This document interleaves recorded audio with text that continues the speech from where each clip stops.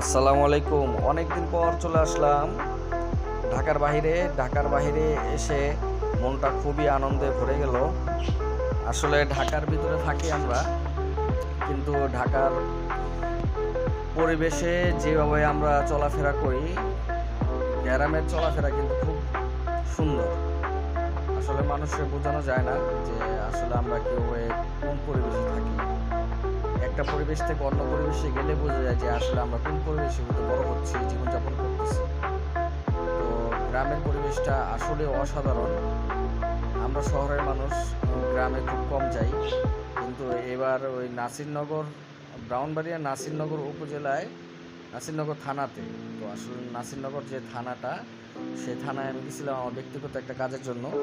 তো ওইখানে যাওয়ার পর পাশেই যে সিলেট হবিগঞ্জ জেলার লাখাই উপজেলা, তো ওইখানে আমার কিছু বন্ধু থাকে। তাকে ফোন দিলাম যে মামা আমি আসবো, আপনাদের গ্রামের পাশে আসি। তো সে বললো যে মামা চলে আসি। তো মামায় চলে আসতে বললো, মামার কাছে আসলাম। তো রাত্রে আমায় বললো যে আপনি থাকেন, সকালে আমরা ঘুরতে যাবো। এই সকালবেলা উঠে 9টা বাজে আমরা নাস্তা করে এখন ঘুরতে যেতেছি যে আপনার তাদের গ্রামটা সুন্দর করে দেখাইতেছে। তো তাদের গ্রাম দিয়ে সরু রাস্তা পাশ দিয়ে চলে গেছে। তো এই গ্রাম দিয়ে আমরা এখন যাব, যে বলল যে তাদের বল্লা বাজার বাস স্ট্যান্ড। তো সেখানে যাওয়ার উদ্দেশ্যে আমরা রওনা দিছি। তো আমরা হোন্ডা করে যাইতেছি। তো পাশেই যে ওই বিভিন্ন আপনার নালা খাল এগুলো আছে, পোলাপান যে খেলতেছে, তো এই দৃশ্যগুলো আসলে খুব মন করে নিছে। তো আমরা দেখতেছিলাম পোলাপান ধরাইতেছিল, তো আমরা ভিডিও করতেছিলাম। এর জন্য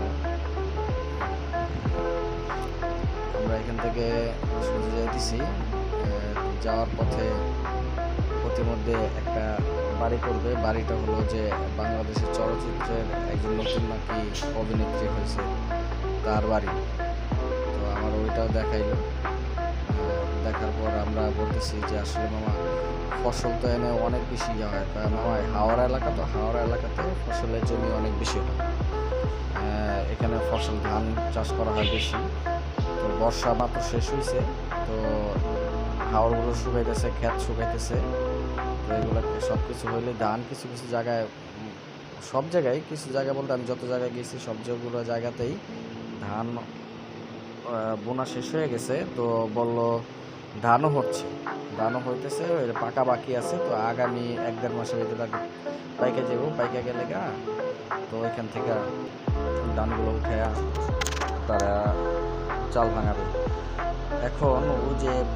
এখন আপনাদের একটা বাড়ি দেখাবো। এই বাড়িটা নাকি বাংলাদেশের চলচ্চিত্রের এক নতুন অভিনেত্রীর বাড়ি। হাতে ডান সাইডে একটা বাড়ি আছে, এই বাড়িটা ওই সাদা করে যে বাড়িটা, এই বাড়িটা একটা চলচ্চিত্রের বাড়ি। তো আমি বললাম আপনার এখানে চলচ্চিত্রের মানুষও থাকে? হ্যাঁ মামা, মাসে 1-2 বার আসে। তো আপনারা দেখেন যে গ্রাম্য পরিবেশটা, আসলে মানুষ সুস্থ থাকবে না কেন?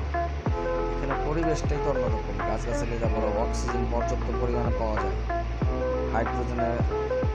হাইড্রোজেনের সংখ্যা কম। তো এখানে আমি কোনো কলকারখানা দেখলাম না যে আসলে দূষিত হাওয়া, যে দূষিত বাতাস পাইব মানুষ, আসলে ওরকম কিছু নাই।